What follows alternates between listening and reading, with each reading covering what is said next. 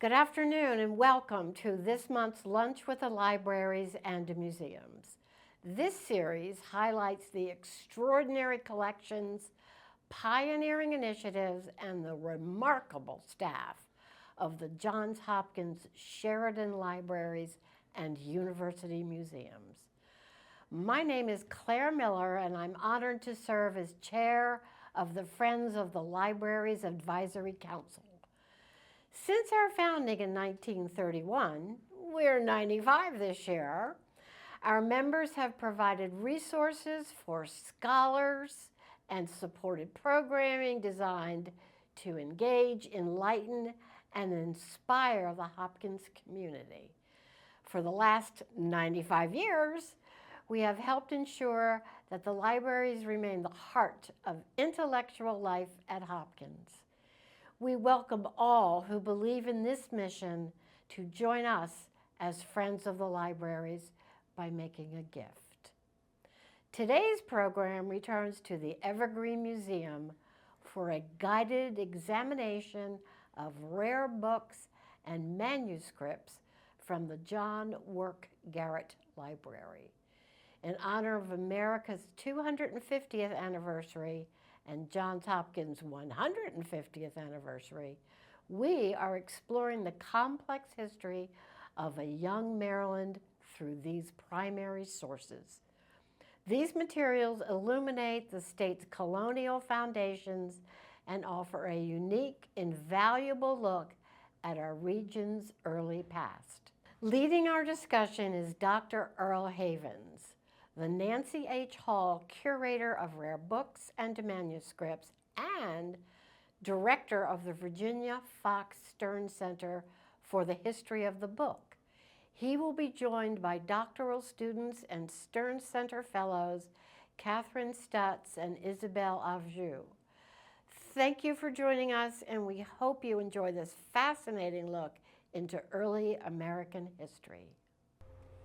Hi, everybody. It's wonderful to have you all here today. My name is Earle Havens. I am the director of the Virginia Fox Stern Center for the History of the Book here in the Sheridan Libraries at Johns Hopkins. And it's my great pleasure to be joined by two of my very close colleagues who are graduate student curatorial fellows of the Stern Center. This is Isabelle Avjou in the History Department, and this is Catherine Stutz in the Classics Department. And all year, they have been working on a focused collection examination, which will ultimately lead to essays with images that will appear on the Stern Center website to create greater access to one of our most important and invaluable collections at Johns Hopkins, which is our Early Marylandiana, something that we thought would be particularly appropriate on the 150th anniversary of our university and the 250th birthday of the United States of America. And the only place where you can look at all of these books all at the same time is pretty much in this room at the John Work Garrett Library at Evergreen Museum and Library. And I have the pleasure of showing you a portrait of Mr. Garrett, who built this collection actually only in a very concentrated period of time. He, between 1933 and his death in 1942, he elected to build upon his father's 7 17th century Maryland publications and built it up to one of 209 by the time of his death. This is, most of the books were bought individually at auction, except for a very propitious sale of the estate of a New Yorker who used to be a Baltimorean, and he nabbed 15 all at once. But these books are so incredibly rare. Some of them exist in only a handful of copies, and they only exist in legion, as it were, in a large part as a community of books all around the same period and place in the Evergreen Museum and Library. In 1938, John Work Garrett was very proud, as he should have been, to publish a bibliography, a very short bibliography of his collection, which he sent out to about 100 libraries all around the United States and Europe, asking who has copies of things. Subsequently, in 1946, so a few years after John Work Garrett died, his professional librarian, Elizabeth Baer, extended the list and republished it and sent it out to 200 libraries, asking which of those institutions had copies. And that was so she could publish this magnificent sort of almost definitive catalog of the John Work Garrett Library, which has the crest of Maryland on it with its motto. And this was published in 1949 in Baltimore at the John Work Garrett Library. And it lists all the locations that Mr. Garrett and Lizzie Baer, as she was called, were able to find. Now, what's in the collection? Well, the earliest mentions of Maryland, anything that was published with the word Maryland in it before 1700, John Work Garrett wanted to buy. It's a very reasonable way of going about things. And most of the earliest imprints from Maryland were published in St. Mary's in the South before Baltimore was much of becoming a major municipality. Yeah. And John Work Garrett was pretty completist. So, for example, whenever John and his wife Alice bought something of special magnificence, they put this beautiful gilt leather book label in the front of the book, which he had ordered custom made from Tiffany and Company for his and Alice's favorite books. And they appear in black and white and red and green. So if you see a book at the John Work Garrett Library with that in it, that means it's a really special book that probably costs quite a lot of money. And this is actually the earliest, or certainly one of the earliest books to describe the Chesapeake Bay. Now, Virginia was the first colony that had been established in the mid-Atlantic states. Maryland wasn't created until much later, decades later. So you had to have this book. And this is Thomas Harriot's account of Virginia. Thomas Harriot came with John White, an illustrator, and recorded the native peoples of the Chesapeake Bay, as well as Virginia, and published this beautifully illustrated book. This book appeared in English, as this copy is, but it also appeared in German, in Latin, and in French. And John bought all of them, even though he didn't need to, because he really wanted an encyclopedic collection about this part of the world. But now we have an opportunity to hear from our fellows, our graduate student fellows, about what else is on the table and how these different books communicate with one another over time, which is really a fascinating sort of revelatory experience, because not every literary tradition, such as these descriptions of Maryland, would necessarily do that. So Isabel. Yeah, thank you. So as Earle was setting us up, these earlier texts from images illustrated by Harriot show up in this older map from 1651. So this is a Dutch map from a Dutch cartographer named Nicolai Vischer, and it is endeavoring to show the mid-Atlantic coast, and it is distinct because this text and a lot of the texts we're going to look at today deal with England's territorial claims in the mid-Atlantic, the founding of the Virginia colony. Right, yes. And including Manhattan, which at this time was New Amsterdam. Yes. So hence the Dutch map. So it's important to remember that England is only one European power that is making territorial claims in North America. And so this map brings it in perspective. Additionally, because it is pulling images directly from Harriot's work. So right here, this specific image here of an indigenous settlement is the same image replicated in this corner of the Vischer map. And palisades were very important in this period because literally there was no other way to protect yourself from being raided, either by Europeans or by other Native American tribes. And so the palisade structure sort of predominated in these earlier communities. Yeah. And so it's worth thinking of this, what we would call a map, almost as a text as well, because it's giving the same information that Harriet is giving in a larger ethnographic work, but in these little visual snapshots. For example, there are also a number of animals. We see turkey, elk, and bears scattered across the landscape, because how is someone in the old world going to know? Again, here we have representation of indigenous technology. These canoes are labeled. This is how they are made. It is the canoe is dug out and burned out with fire. And it's interesting that these details, again, an indigenous man and woman framing New Belgium, these are ways in which the map communicates, in this case, to a Dutch audience, but perhaps even a larger continental audience, as this map is largely in Latin. And if you zoom back to 1590, when the Harriet book came out, you'll also see a page where they're showing how the Native Americans made these burnt-out canoes. So again, that sort of visual quotation tradition, does that work? Absolutely. So bearing in mind, this map is printed in 1651.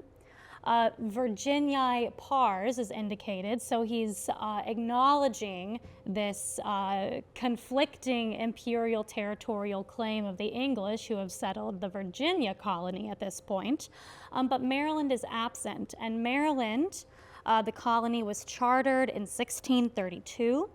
It was so named for this gentleman's wife. We are moving over to a new work I'll introduce momentarily.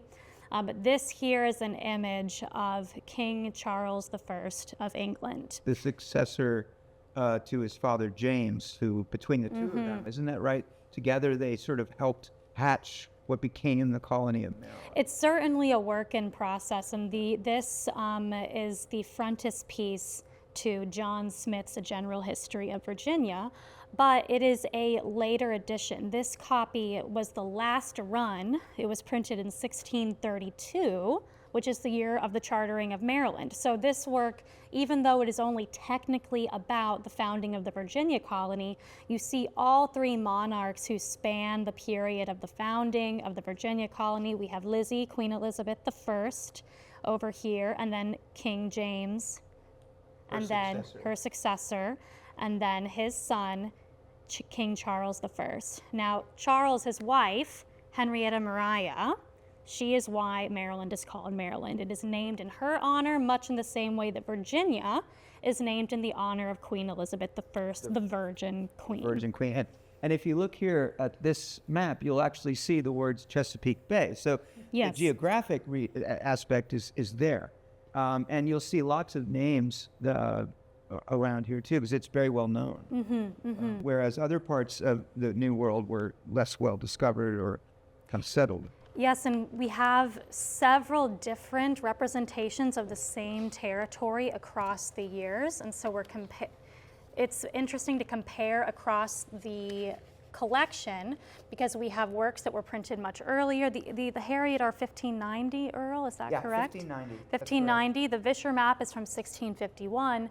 So we're looking at a map from A General History of Virginia, published by John Smith. And the first copy of this book was published in 1624. Now, this is a 1632 edition, but the images would have been what was available for a reading audience back in England. This was their window into the New World. This is what they saw.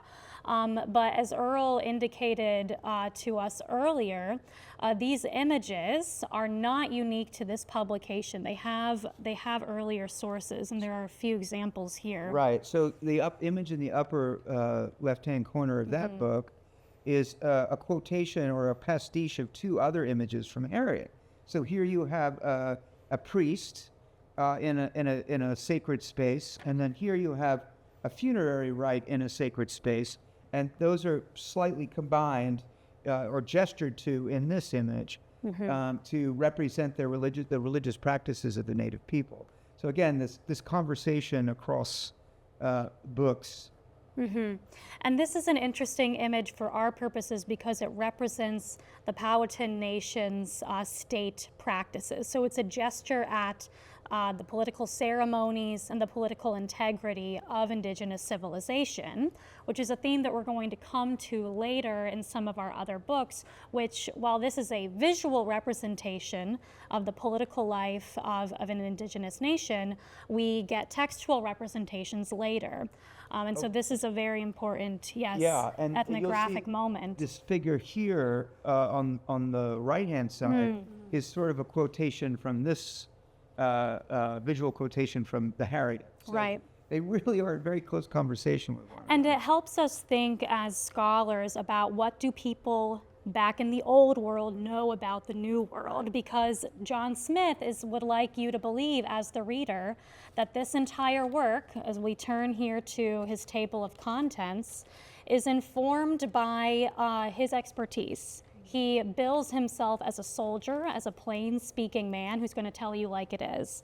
And he illustrates here in the quite thorough table of contents names of people in his company, names of nations that he interacted with, and what happened. But then when we look at these images, we know that this image is not necessarily drawn from life because it resembles too closely a publication from nearly 40 years before, also produced apparently from firsthand experience. But then why are the images coming from these European sources and not from the alleged firsthand experience that John Smith wants us to understand is the source of his expertise on the Virginia colony? So Isabel, who's the audience for this book, a book like that? Yes, so I want to go back to the frontispiece to illustrate for us exactly that point. This is a very fancy book. The frontispiece is very elaborate. You see coats of arms, at least 4 different instances of heraldry, as well as the images of the English monarchs of the recent past, plastered over an ornate sort of non-realistic map. It's quite classical and quite imagined and fantastic. And as I noted before, we have quite a thorough table of contents that name drops everybody who had a hand in the making of the Virginia colony. And these initial pages are poem after poem of praise from John Smith's friends to John Smith. For having written this book. For being so wonderful, for having written this book so wonderfully and beautifully. And we have later another map I want to show you that is shows how these texts change over time as England's territorial ambitions in North America change over time. This is a map of New England. So we see here New England, and who is it that we see? Not Elizabeth I, James I, or Charles I, but John Smith himself.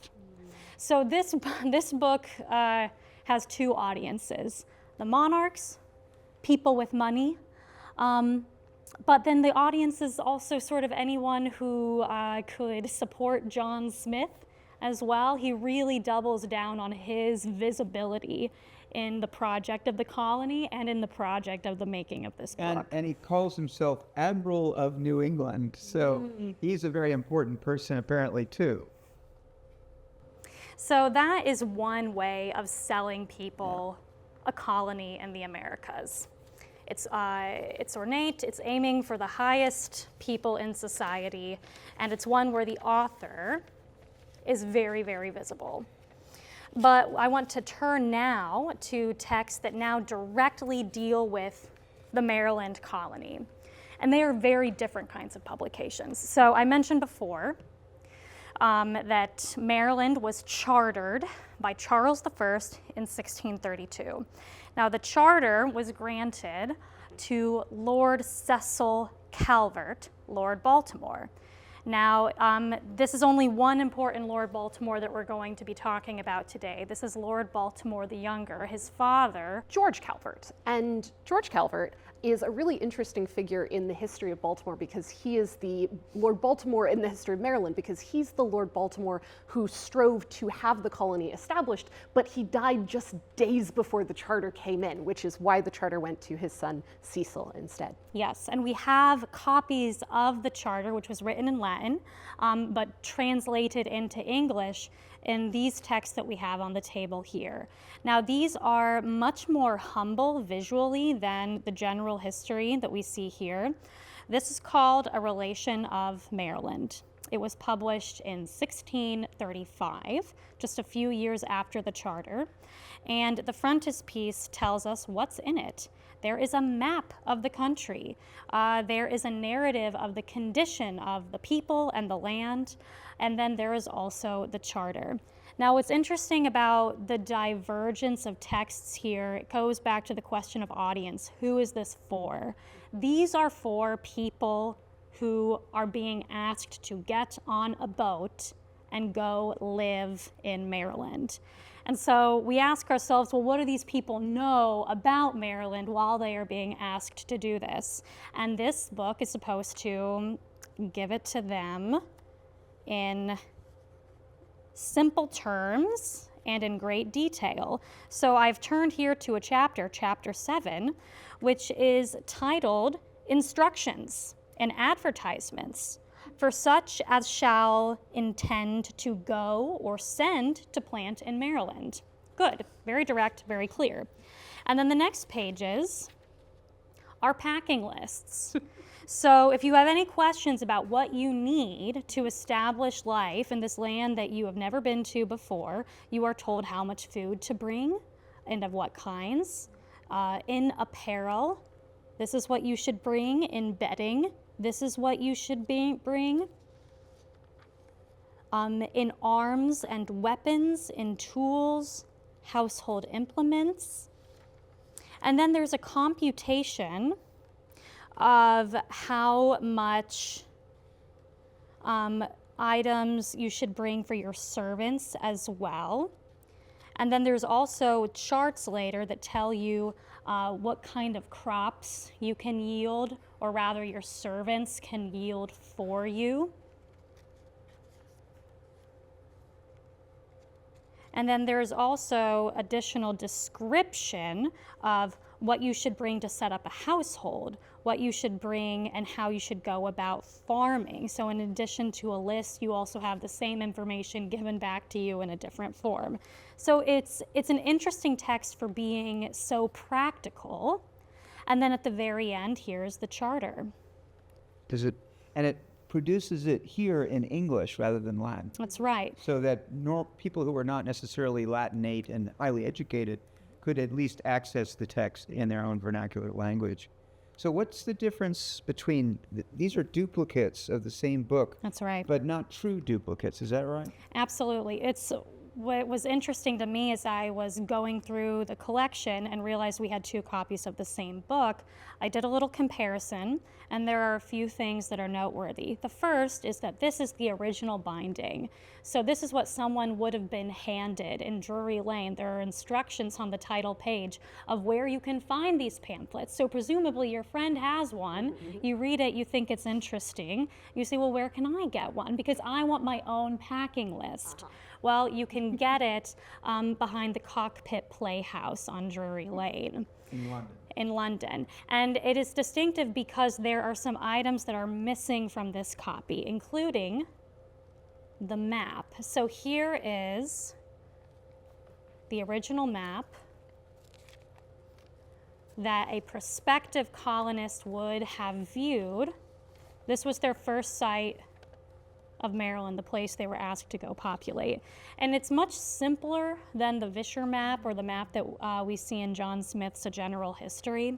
But what's interesting is the coat of arms. We see here the crest of Lord Baltimore, which should be familiar to Maryland residents, as well as the motto at the base, which is the motto on the seal of Maryland. It's Fatti maschi parole femminine, which translates to manly words, womanly, manly deeds, womanly words. to manly deeds, womanly words.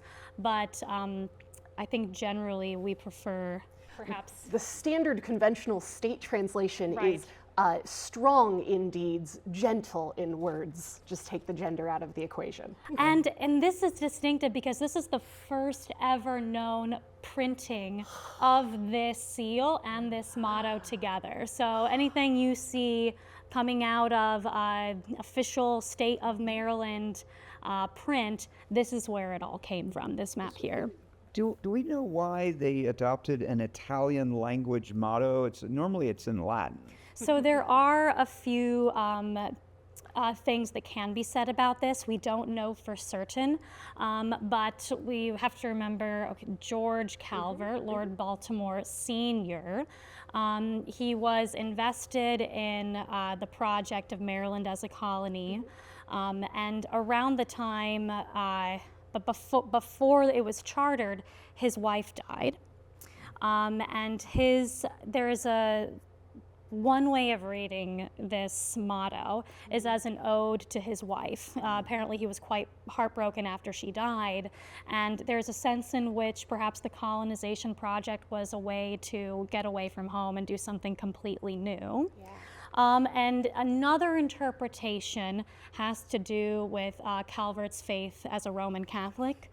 And the sort of Italian Baroque sensibility that he was a little more comfortable with than perhaps other Englishmen of his era. Authority doesn't emanate from the Latin language; it emanates from the Vatican and Rome. Yes. So that might be. And I think you had I also know something of the origin here. Exactly. So one of the other things is that if this were to be a Latin motto, we might expect it has an ancient source in a classical author from ancient Rome, which in fact this motto doesn't. It comes seemingly from a paraphrase of a number of things that were developing largely during the Renaissance, where certainly Latin would have been appropriate, but so would Italian. So it's not actually as shocking, and it's specifically in a dialect of Italian that's called Tuscan that was developing really richly during this particular period. And some people say it's a paraphrase of something that a pope said. Yeah. So there is a gesturing to papal authority hidden within this quote as well.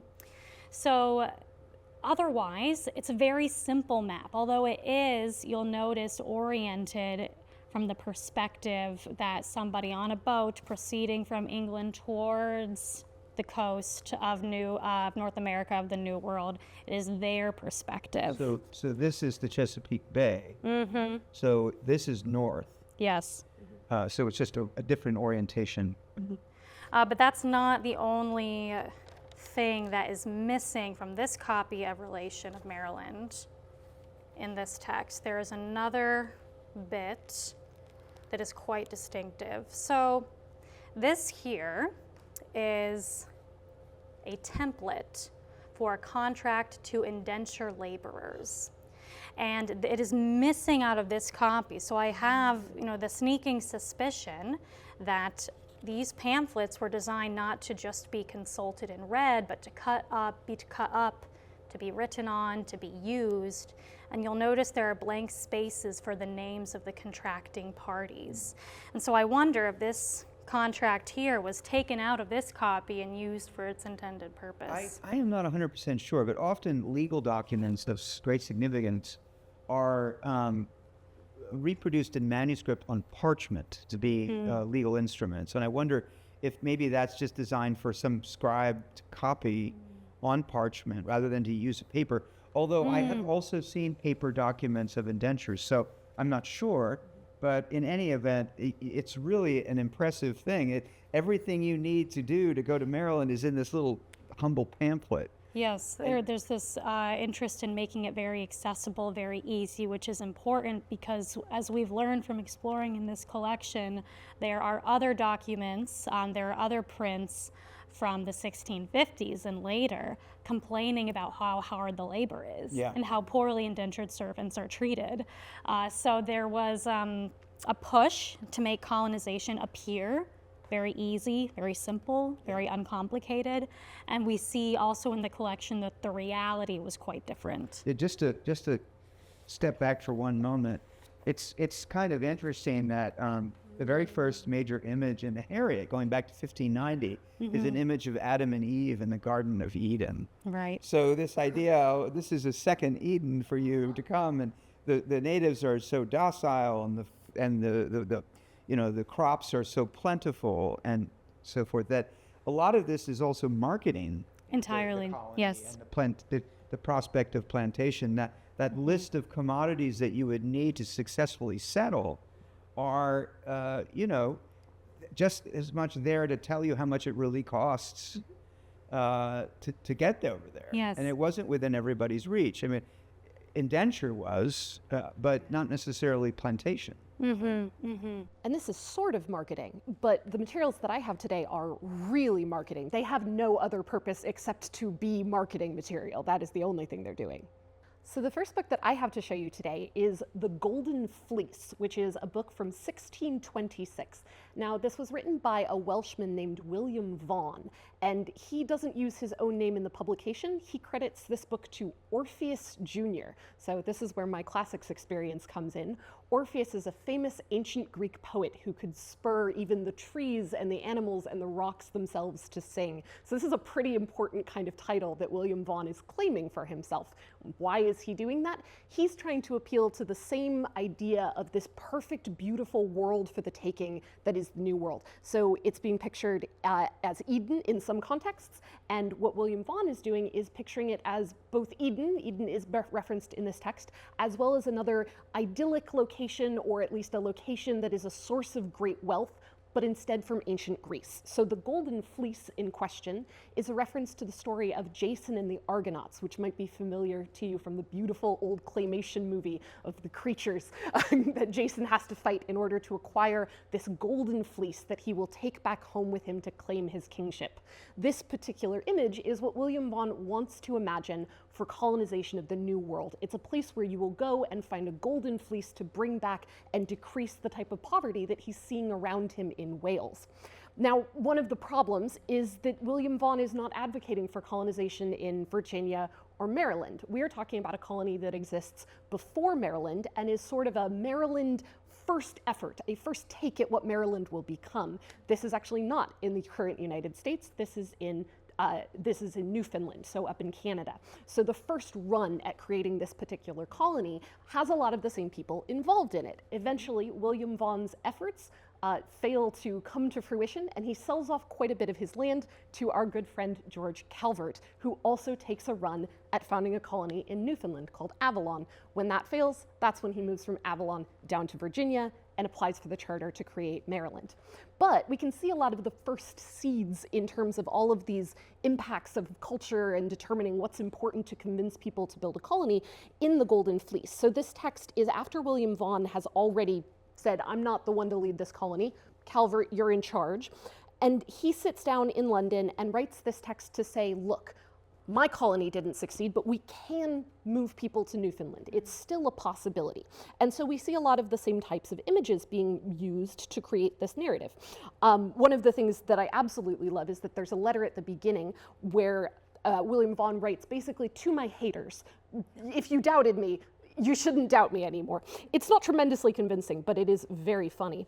And then we have the usual beautiful insert folded out map, but this time of Newfoundland. Still, if the terrain isn't familiar, it's not quite as big as the others, which is a good indication that this type of book is not probably meant for like a royal audience. It doesn't have that beautiful frontispiece that John Smith's has, but we still have this beautiful, essentially bilingual English and Latin map of Newfoundland with all of the beautiful little descriptions of the colonies around the edges.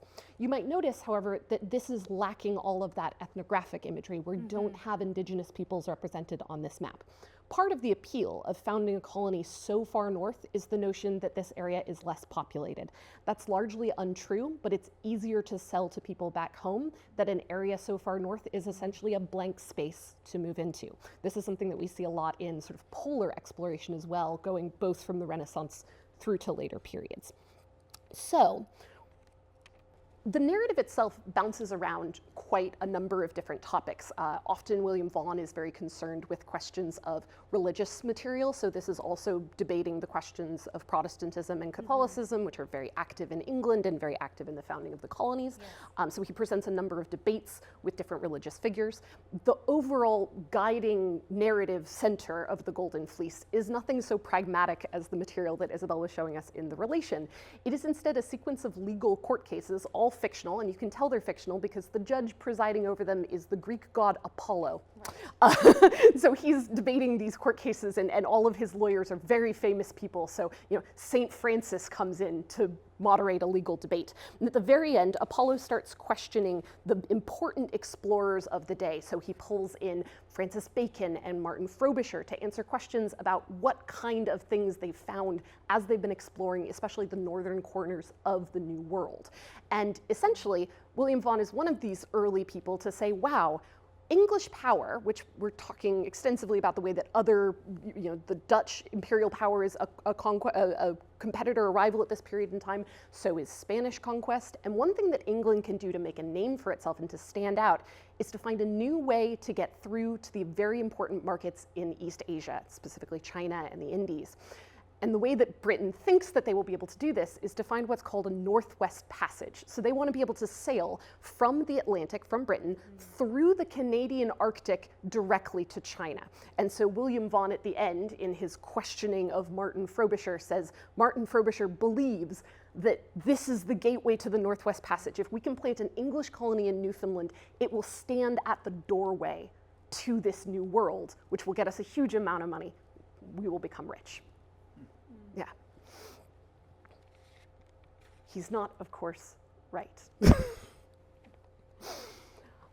But this really poetic effort toward explaining what the possibility of Newfoundland could be doesn't totally stop with William Vaughan, and it doesn't stop with George Calvert. We also see this with the other volume that I've pulled today, which is yet another kind of strange, surreal, fantastical text called Quod Libet, or whatever you will in Latin. This is basically an early modern version of a For You page. So we're seeing any little thing that you might like. It's a collection of poetry and epigrams and translations out of the French novelist Francois Rabelais. So it's like, it's sort of like a random hodgepodge of things. Absolutely.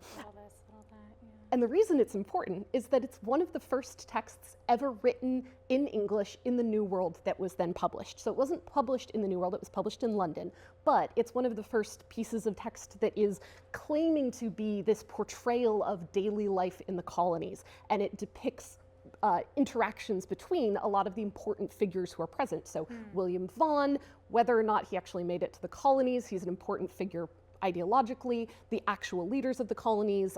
There's a very important captain named John Mason, who's sort of like a Newfoundland version of John Smith.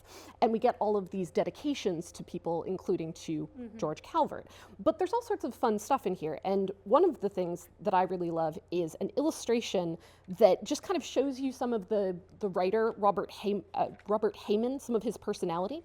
At the very beginning of this book, which I will flip around to the correct direction, right before the first books of Quod Libet, we get this fabulous illustration showing a beautiful little image of an iguana, and above it the motto, harm I bear not, which Robert Heyman points out is almost an anagram for his name if you spell Heyman with an I instead of a Y. And then you get a sample of his poetry, which I will tell you in advance is not particularly good. And he doesn't lead with his best either, because his kind of initial opening epigram for himself is, if some should meet this beast, presumably the iguana, upon the way, would not their heart's blood thrill with great affray? Yet the West Indian that best knows his nature says there is not any more harmless creature. So though my lines have much deformity, their end mine anagram shall verify. Well, it's a form of good words for that poetry. Yes. So not well written, but this is being used as a kind of text to emphasize what colonization in the New World is doing and how it operates. And this is very silly, kind of doggerel. Some of his other verses are a little bit more elevated. They're not necessarily better, but they're using some of the more classical allusions to Apollo and Orpheus that we see out of William Vaughan. So at one point in a poem written to Orpheus Jr., namely to William Vaughan, so again we see the interaction of these books, Robert Heyman says, "Let dolphins dance before you in the floods and play you Orpheus Jr. in her woods, the woods of Newfoundland." And this is alluding to multiple episodes in Greek mythology of dolphins as bearers of poetry and also bearers of civilization, and the spreading out of the ancient Greek world as a kind of parallel for the spreading out of English and British colonists in the New World. Right. And this is a theme that is present in John Smith as well. One of the earlier pages is a history of ancient contact with the New World. And you have to wonder, why on earth would you say that? Because the whole point of the discovery of the New World is that the ancients didn't know about it. And so both in the sort of selling of the New World to audiences that can bankroll colonization involves tying it back to a sense of antiquity. That even if the ancient Greek and Romans didn't know about the Western Hemisphere, they could have, or somehow that their, you know, their culture and their legal system and their figures get sort of pasted on top of this space that really they had nothing to do with. And that dates back to Columbus, who himself looked at this particular text out of a play called the Medea, written by a Latin author named Seneca. And it has in it a prophecy that says, you know, at the end of, once the empire has reached its limits, we will reach a point where even Ultima Thule, the farthest ends of the earth, are within the range of the Roman Empire. And Columbus looks at that and says, oh, well, I've found Ultima Thule. That's what I found. So even he is saying, well, that prophecy was meant for me. That was about me.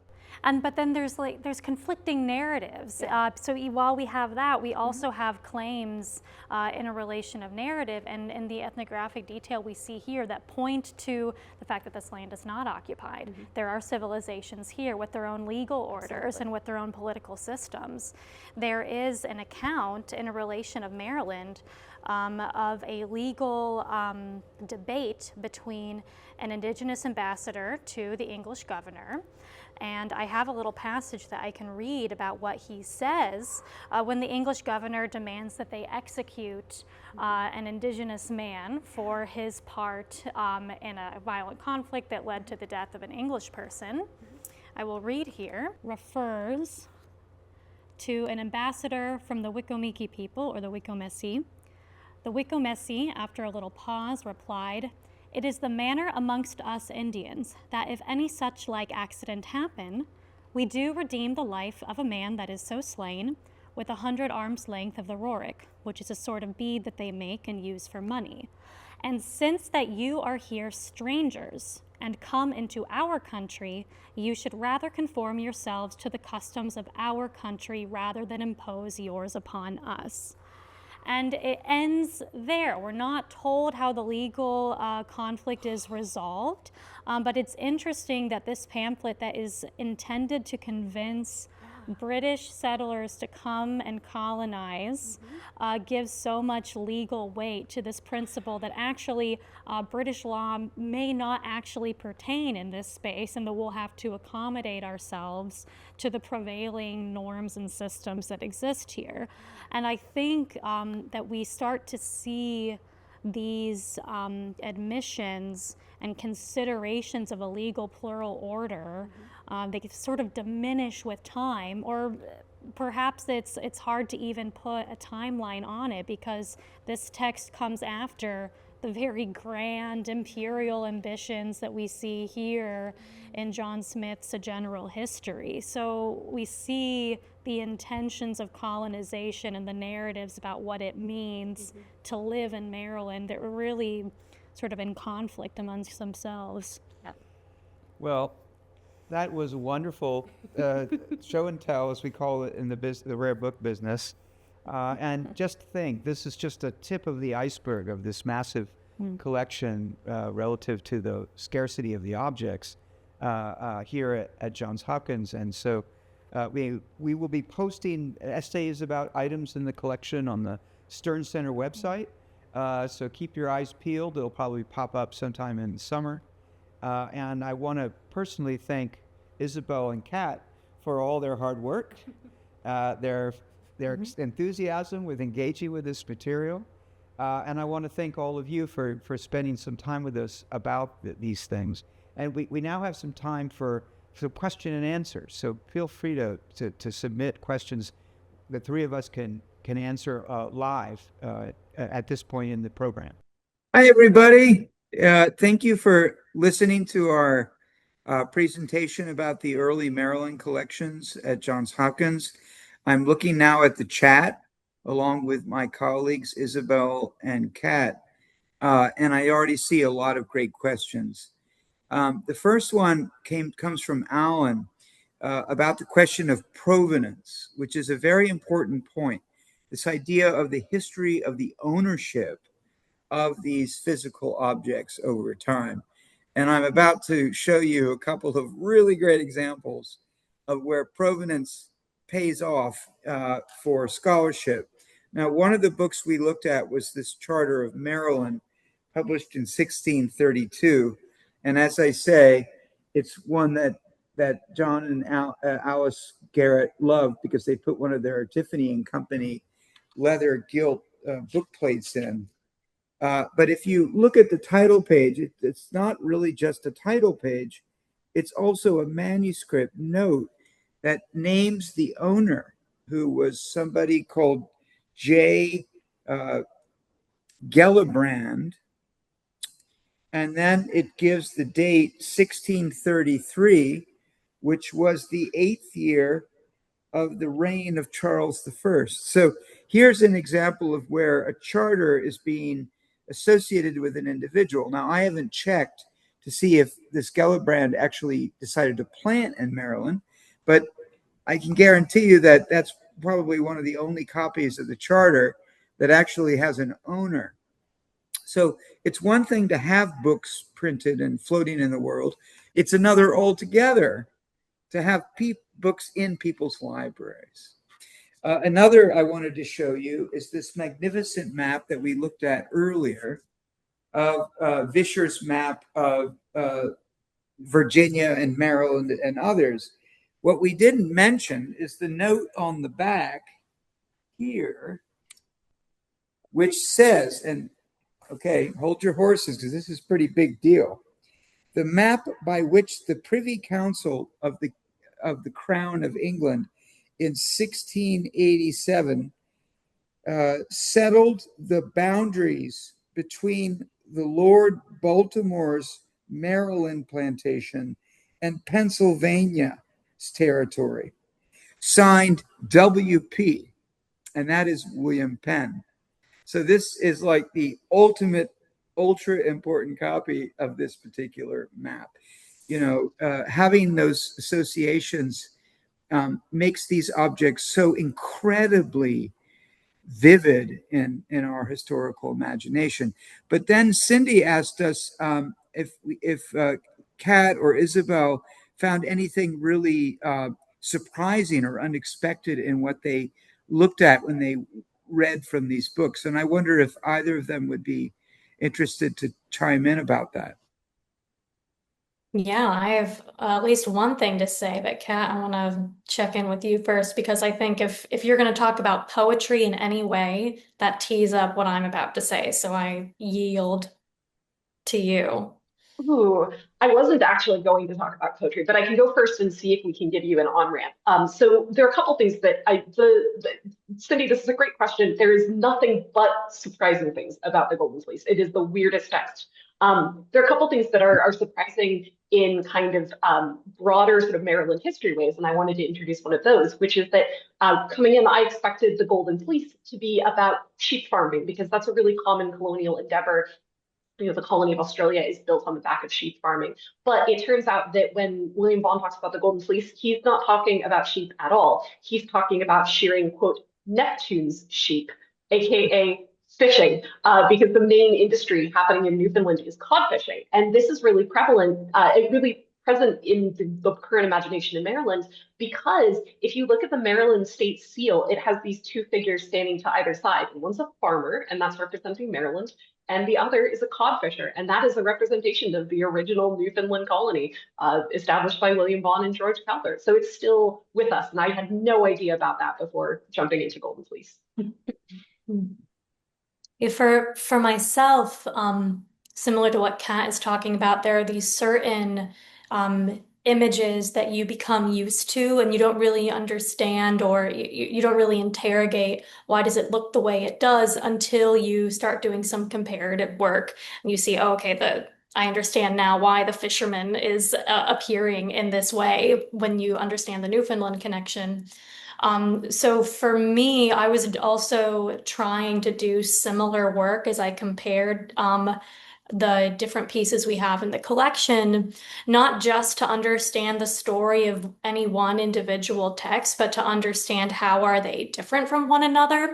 And by asking what is different from these different works, knowing that they're more or less about the same subject matter, colonization of Maryland, published almost all of them in London, and almost all of them in English in the middle of the 17th century. So then looking for differences helped me notice a few things. I think the chief one being, and this pertains to the relation of Maryland and why I felt it was important to talk about that at detail, is that if you look at the title page, it's different from other title pages for short pamphlets. Some short pamphlets will tell you who printed it and where you can buy it, but there's actually a long paragraph on that title page about how you can get this from Master Peasley and Master Morgan and their addresses. And what Earle helped me see is well, those are gentlemen if they're not printers, if they're being referred to as Master or Mister. And that showed me, oh, actually, there were these guys who were, handing these out from their home, and we don't really know if they were asking for money or not. And Mr. Peasley, I found out through digging around, actually became the secretary of Lord Baltimore Cecil Calvert. Maybe he went to Maryland, maybe he didn't, but he definitely married Lord Baltimore's daughter. So then just by looking at the title page for what was different, I suddenly saw a family network that I wouldn't have thought was part of the process of Maryland colonization, but there were all these, peoples hidden in there. Thanks, guys. Laura has a question about how much within these texts were indigenous people actually talked about, and how much how much time did they spend on the native peoples versus all of the commercial and commodity kind of opportunities that people thought about in terms of plantation? Yeah, I would say a lot from what I was observing, especially in the relation of Maryland. I thought it was surprising that so much of that text is about native civilization and not what potential English settlers could do with the land and with technology, but what indigenous peoples were already doing with the land and technology. And I, have a question for future research about why that is. Does the time matter? A pamphlet in 1635 is coming out of a very different British relationship to the new land and to indigenous civilization. The process of settlement is very early. So quite a lot from what we were looking at in this early 17th century set of sources from my point of view. I'm curious what Kat has to say. Yeah, I would say that that seems really typical of the way the texts talk about what we now think of as the United States, and it's a little different in Newfoundland, but I think that's partly because of the unique perspective that William Vaughan brings, where he seemingly didn't actually visit his own colony. He got sick when he was supposed to go visit, so his perspective is not informed by this kind of contact, and so he does do this kind of stereotypical blank space, but that's not at all typical of other writers. So I work on Newfoundland and other parts of the North in later periods as well. And if you look at how 19th century explorers talk about this region, it is just absolutely chock full of ethnographic information. Proto-ethnography, they're not always engaging yet, but we see a a consistent fascination with Indigenous peoples, for better or for worse. Absolutely. Cool. So Dean has a factual question about do we know if Calvert had a hand in the motto published in the Relations, having died at 1632? Behind that, I asked the question, is it possible that that Italian motto was associated with the family earlier than the contemplation of the seal? Hmm. Yes, Well, it I can was. speak to that a little bit. We know that the motto is not found in any reference prior to the death of George Calvert's wife, which I believe was in 1622. So it is, but it is, as we know, printed for the first time in 1635 on the map. So there is reason to believe that the motto was made at the insistence of George Calvert, the father, rather than Cecil Calvert, the son, in whose name the charter is actually given. And as Kat mentioned, the timing is rather blurry there, as he dies quickly before the charter is issued, but he's clearly involved in the process of chartering in the first place. Yeah, and the family does pick it up as the family motto pretty quickly. So they kind of blur together, absolutely. Yeah. Yeah, it's often hard to figure out where these things. We could maybe consult the College of Heralds in London and ask them if they have some recording of this sort of motto. But Henry asked, how accurate are these maps from the 17th century? And I can simply chime in to say that they're actually quite accurate.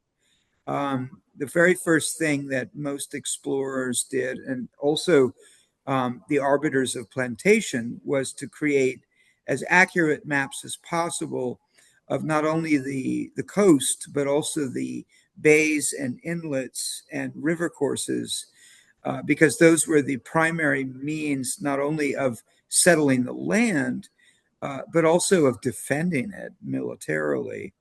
And so, of course, the Chesapeake becomes of immense interest, as does the Massachusetts Bay, the two, arguably, two oldest settled parts of the New World, so-called New World, after the English started their imperial enterprise, because they're protective of the lands that they are bays for. But by the 18th century, they're creating essentially hyper accurate maps where they're even showing you what it looks like on the coastline, so that if you land somewhere, you can figure out where you are along the coastline with the mountains and the trees and the cliffs, and so forth. And Laura had a follow up about the indigenous question. Was there any reference to the Algonquins? I'm guessing, Laura, and I may be wrong, that you're thinking of the Eastern Canadian Algonquin peoples, and maybe they made a similar jump to the Mid Atlantic. I don't know, but I don't think the Algonquins were as reached as far south as the Mid Atlantic, but there were certainly other tribes that were indigenous and quite thriving, and we still have some of the names. The Susquehanna River, for example, is named after one of the tribes. Maybe Isabel and Kat have some thoughts about that as well. Well, I know for the materials that I was looking at, there were more nations than I was familiar with. So did any Algonquin speaking people jump out at me? No, not necessarily, but from the Vischer map, and especially from John Smith's work of the history of indigenous peoples, what you notice is a pattern of laying out for the people coming from England who just don't know the local politics, how many nations there are, and how their territorial claims and their alliances or their enmities fit in with one another. And so that's another theme of these works. Why is it important to talk about the politics of indigenous nations and their cultural practices? Is because these newcomers are aware that some of these nations are friends and some of them are enemies. And this is politics that they need to learn up really quickly And so both the map, the Vischer map that we showed you, and I believe also the John Smith first map are just filled with the names of nations. Now it's quite complex, and so I would need to spend more time to better understand the intricacies of these relationships. But to Kat's theme that she was drawing out about the difference between these northern colonial exploits and the mid-Atlantic ones, this myth that there is unoccupied land in the north was visually represented in the Vaughan map, where it's very spare, and you compare that to the Vischer and the John Smith, and everywhere you see the names of native nations. So Yeah. it's quite a complex landscape. And to add to that, the two main ways that these really highly accurate maps are being developed are first, contact with indigenous groups who very carefully mapped the land themselves for their own purposes, including, as Earle was alluding to, these complex political relations between different indigenous groups, and then colonial competition between the big colonial powers who are sending spies out and trying to determine, where are Spanish settlements being made and where are English settlements being made, and that's helping add to the overall accuracy of these maps. So, Jamestown existed where it does and St. Mary's existed where it does because of this complex relationship between different types of map makers working over this long stretch of time. Well, unfortunately, we've hit the end of our time together in the lunch with the libraries. But I want to thank Isabel and Kat for their insights into these objects. One of the most wonderful things about working at the Stern Center with our early books and manuscripts at Johns Hopkins is that we all get to learn from each other. When we all look at the same thing, we all see different things. And that's really a very special thing that really happens here at the Stern Center. I'd also like to invite you all to tune in to subsequent programs at the Hopkins at Home website. And also, if you have some time, check out the Stern Center website just to see essays written by students like Isabel and Kat and others deep diving into these early book collections that help us to discover and understand even the places where we live, like Maryland. So thank you again for your time, and we'll look forward to seeing you again. Have a wonderful afternoon. Have a wonderful weekend. Thank you very much.